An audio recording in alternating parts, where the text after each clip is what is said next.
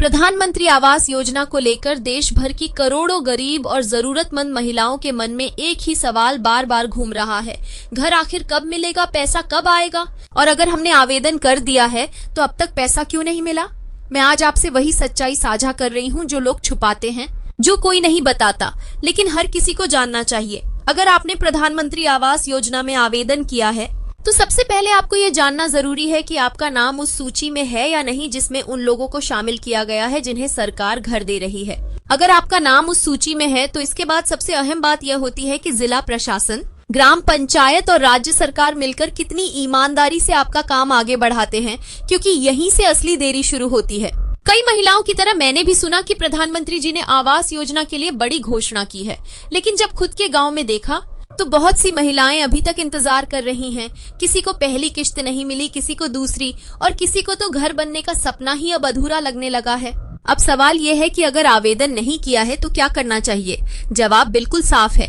अगर अब तक आपने आवेदन नहीं किया है तो तुरंत पंचायत या ब्लॉक कार्यालय जाकर आवेदन करें, क्योंकि सूची हर साल अपडेट होती है और नए लाभार्थियों को भी मौका मिलता है। लेकिन अगर आपने पहले ही आवेदन कर दिया है और स्वीकृति भी मिल चुकी है तो अगली चिंता यही होती है कि पैसा कब आएगा। सरकार का कहना है कि जब पंचायत स्तर पर जांच पूरी हो जाती है और सभी दस्तावेज सही होते हैं तो पहली किश्त जारी की जाती है। ये पहली किश्त सामान्यतः 40,000 से लेकर 60,000 रुपए तक की होती है, जिससे घर की नींव रखी जाती है। उसके बाद छत डालने पर दूसरी किश्त और घर पूरा होने के बाद तीसरी किश्त मिलती है।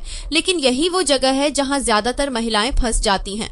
उन्हें पहली किश्त तो मिल जाती है, लेकिन दूसरी और तीसरी किश्त के लिए महीनों से नहीं, सालों से इंतजार करना पड़ रहा है। अब सबसे बड़ा सवाल यही है कि प्रधानमंत्री नरेंद्र मोदी जी पैसा क्यों नहीं भेज रहे? सच्चाई ये है कि ये योजना केंद्र और राज्य सरकार मिलकर चलाते हैं। केंद्र सरकार पैसा भेजती है, लेकिन राज्य सरकार को लाभार्थियों की रिपोर्ट तैयार करनी होती है।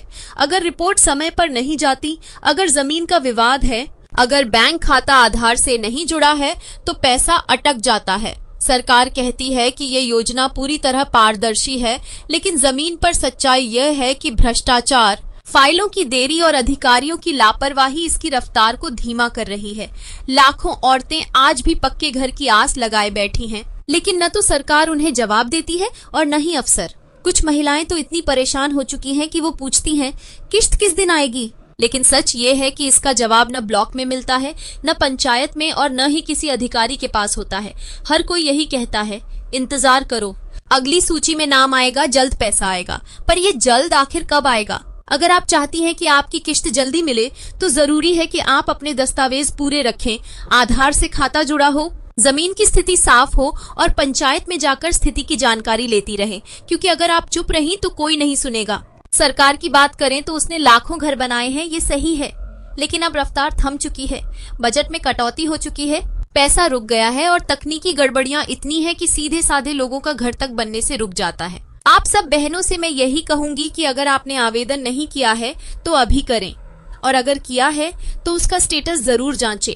अधिकार मांगने से मिलता है, औरतें अगर चुप रहेंगी तो हक भी छिन जाएगा। अगर आपको मेरी ये बात सच्ची लगी, दिल से लगी, तो एक विनती है, कृपया हमारे चैनल को जरूर सदस्यता दें, ताकि हम और भी ऐसी सच्ची बातें, सही जानकारियां आप तक पहुंचाते रहें।